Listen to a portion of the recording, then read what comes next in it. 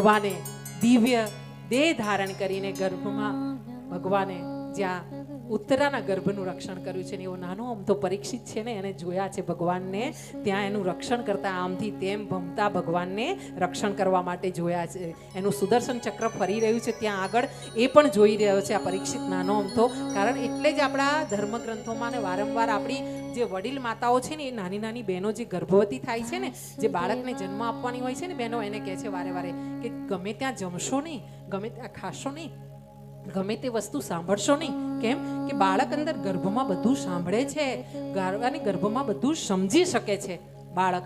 એટલા માટે આપણા હિન્દુ ધર્મમાં આ સંસ્કારો, ગર્ભ સંસ્કારની બધી વ્યવસ્થા આપવામાં આવી છે. હા, આપણા ધર્મ જેવો બીજો ધર્મ દુનિયામાં કોઈ ગોતી તો લાવે, ગુલામ થઈ જવું એનું. હા, હિન્દુ ધર્મ જેવો, સનાતન ધર્મ જેવો કોઈ ધર્મ છે? કોઈ ગોતી લાવે તો? હા, અને આટલું હોવા છતાં લોકો ક્યાં ક્યાં ભટકતા ફરે, ચાદરો ઓઢાડતા ફરે. અરે તમે ઘરે ચાદર રાખો, બે મહેમાન આવે એને પ્રેમથી ઓઢાડજો. આ ચાદરો બધે ઓઢાડવા ના ફરશો, કોઈ દિવસ તકલીફનો ધંધો થઈ જશે ભાઈ. હા, અહીંયા આવો. અસ્તુ આપણે આરતી તરફ આગળ વધી રહ્યા છે. ગર્ભનું રક્ષણ થયું છે અને આમ ભગવાને કવચ બનીને ઉત્તરાના ગર્ભને ઢાંકી દીધો છે. અને જ્યાં પરીક્ષિતજી છે એ અહીંયા સુરક્ષિત રહ્યા છે. પાંડવોનો આ છેલ્લું નિશાન છે, છેલ્લો પુત્ર છે જે ઉત્તરાના ગર્ભમાં પાલન પામી રહ્યો છે, પ્રગટી રહ્યો છે. એવા ઉત્તરાના ગર્ભમાં ભગવાન પરીક્ષિતજીને અને ભગવાન કૃષ્ણને આપણે દર્શન કરીને આજની આરતી તરફ આગળ વધી રહ્યા છે. આપણે આરતી કરીશું અને આગળ જેમ મીનાબેન બતાવશે એ પ્રમાણે આગળ કાર્યક્રમ કરીશું. ફરીથી એકવાર મીનાબેનનો વારંવાર ધન્યવાદ કરું છું. કેમ એક બહેન થઈને, હા, એક બેન થઈને ઊભા થઈ જવું કે ભાગવત કરાવશું બહુ અઘરું છે. 7 દિવસની ભાગવત એટલે હું 1000 વાર બેનને ફોન 6 વાગે ફોન કરી દઉં છું બેનને સવારે.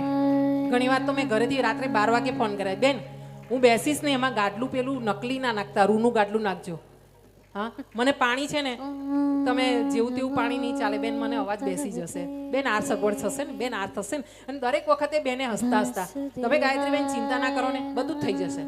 અને એ બધી એમની આટલી બધી કેવી રીતે વચન આપ્યું તમારા બધા ઉપર કે તમે બધા છો ને એટલે મીનાબેનને સપોર્ટ થઈ જશે.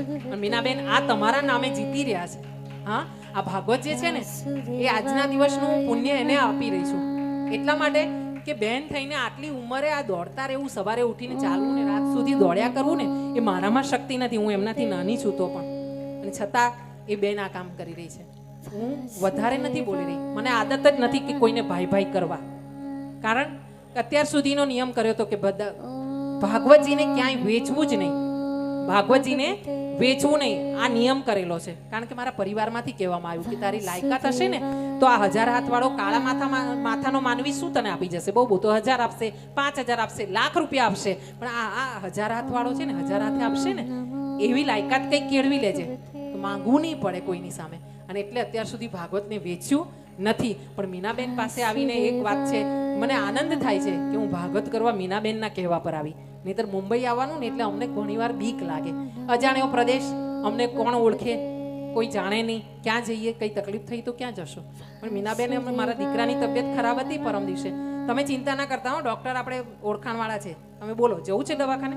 હા, એટલે આ નારી શક્તિ છે, આ જગદંબા છે, આ બેઠી છે. હા, એવી જગદંબાના ચરણોમાં આપણે બધા વંદન કરીને આગળની કથા કાલે લઈશું. કથા કરતા જે પણ સારું લાગે ને તમે લઈ જજો.